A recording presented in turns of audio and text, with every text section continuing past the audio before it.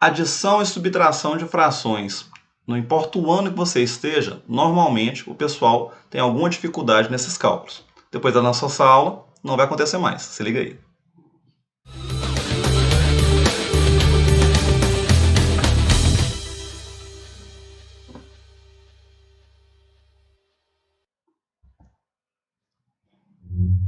Então vamos lá, pessoal. Mas antes de começar, senta o dedo no like, se inscreve no canal, ativa as notificações e compartilha com a galera. Então, se liga aí, pessoal. Adição e subtração de frações. Normal o pessoal ter ali suas dificuldades com isso. Geralmente, né, é claro que não vai ser aquela conta simples, mas geralmente o pessoal se perde em algum momento quando precisa disso em outros cálculos. Por quê? Às vezes tem alguma dificuldade de fazer pelo método, digamos, mais tradicional que é utilizado, que a pessoa faz ali o MMC e faz todo aquele cálculo. Geralmente a pessoa escolhe ou fazer por frações equivalentes ou o tal do método da borboleta, que é o que a gente vai comentar aqui hoje. Então você aparece lá um exercício desse jeito. Eu quero 1/4 mais 2/2. Se eu tenho denominadores diferentes, primeiro erro padrão que nunca pode acontecer, não importa se está somando ou subtraindo, eu não posso apenas chegar lá e falar 1 mais 2, 3, 4 mais 6, 10, e terminei o exercício. Claro que não, né, pessoal? Não importa se é uma soma ou uma subtração de frações, nunca faremos isso. Então, qual que vai ser a nossa ideia aqui? Eu vou multiplicar os denominadores. Então, 4 vezes 6, eu vou colocar 10. E aí eu vou fazer uma multiplicação cruzada. Eu vou multiplicar esses dois números. 1 vezes 6, 6. Eu vou multiplicar os outros dois valores. 2 vezes 4, 8. E aí agora eu faço obedecendo o sinal do cálculo que ele me deu. É para fazer uma soma? Então eu vou somar aqueles dois resultados lá de cima. 6 mais 8, nós temos ali como resultado 14. Professor, mas se eu fiz por MMC eu encontrei outro valor. A gente achou uma fração equivalente, né, pessoal? Por quê? Praticamente em todos os casos, a gente sempre deixa o nosso resultado como uma fração irredutível, pensando em questões objetivas, questões de marcar gabarito. Isso aqui é o gabarito de uma questão. Provavelmente não vai aparecer lá 14 sobre 10, 14 décimos. Vai aparecer isso daqui simplificado. Eu posso dividir os dois valores por 2. Então, 14 dividido por 2 é 7. 10 dividido por 2 é 5. Então, esse gabarito eu teria lá na minha questão. Então, pegue o hábito a todo momento de escrever a fração da forma irredutível, aquela forma que não dá para simplificar mais, que quando for uma questão objetiva, um concurso, um vestibular, uma prova mesmo do seu colégio, ou seja, qualquer prova que seja, você não vai errar aquilo ali. E por que o pessoal chama isso de método da borboleta? É claro que da forma que eu desenhei, né, a gente não consegue visualizar. Mas olha aqui a nossa ideia do que a gente fez. Eu multipliquei os dois valores do denominador, 4 vezes 6, que foi 10. Multipliquei cruzado, formando ali a espécie do corpo e as asas da borboleta. E ali colocando aquela anteninha. Então, né, ficou o desenho de uma borboleta. Olha que lindo, olha que meigo. Mas a ideia é uma forma simples de a gente resolver. E eu posso fazer isso na subtração também. 10 vezes 6, a gente tem 60. Multiplicando cruzado. Então, 3 vezes 6, 18. Multiplicando ali 10 vezes 1, 10. Obedece o sinal que tiver na minha conta. Se é uma subtração, então 18 menos 10, eu tenho 8. E é claro que a gente vai simplificar. Vamos dividir aqui por 2, simplificar aos poucos, né? 4, 60 por 2, 30. Dá para dividir de novo, então divide novamente por 2. Professor, já podia ter dividido por 4 direto? Claro que sim, vai dar o mesmo resultado. 4 por 2 é 2. 30 dividido por 2, 15. Não dá para simplificar mais, então aqui é o nosso resultado. Beleza?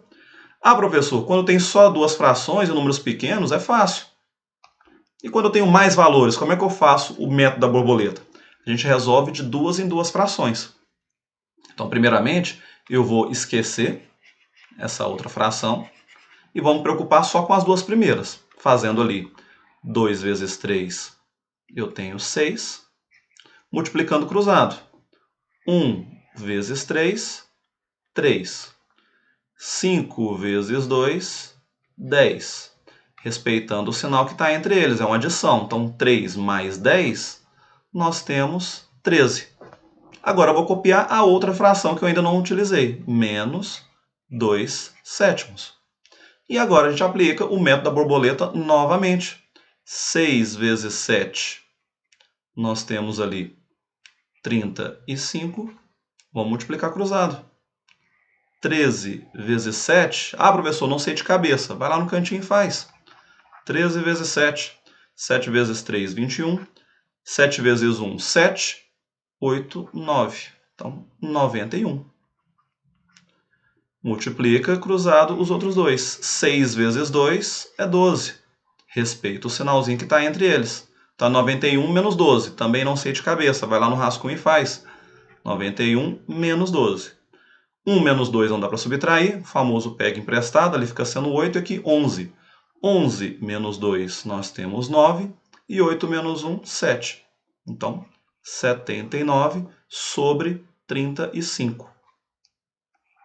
Dá uma pausa no vídeo e coloque nos comentários. Dá para simplificar essa fração? Tem algum valor que simplifica elas? Essa daqui eu vou deixar por conta de vocês. Eu quero ver nos comentários. Falando se dá para simplificar ou não esse resultado nosso. Se esse aqui já seria o resultado final ou se dá para simplificar. Beleza? E esses cálculos, pessoal, só para mostrar, ele aparece em concursos, ele aparece nas provas. Como essa daqui, olha lá. Caiu uma provinha da Prefeitura de Paulínia, em São Paulo, de agente de apoio administrativo, no ano de 2021. A banca era FGV, que falava o seguinte: certa quantia foi repartida entre os irmãos Alceu, Breno e Caio.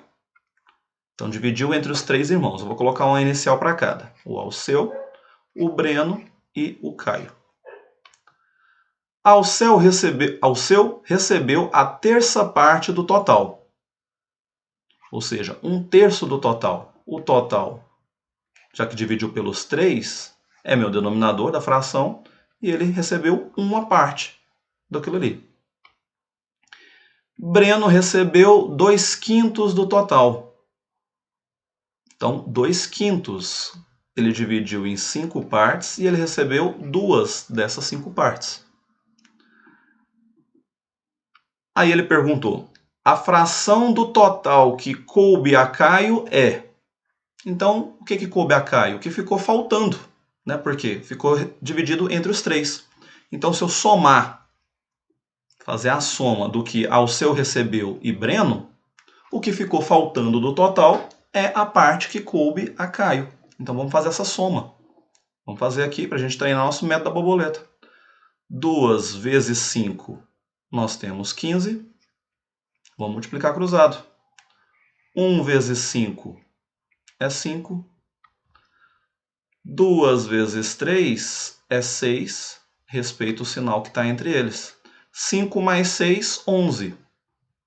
Então, entre os 2 irmãos, Alceu e Breno, eles receberam 11 partes de 15.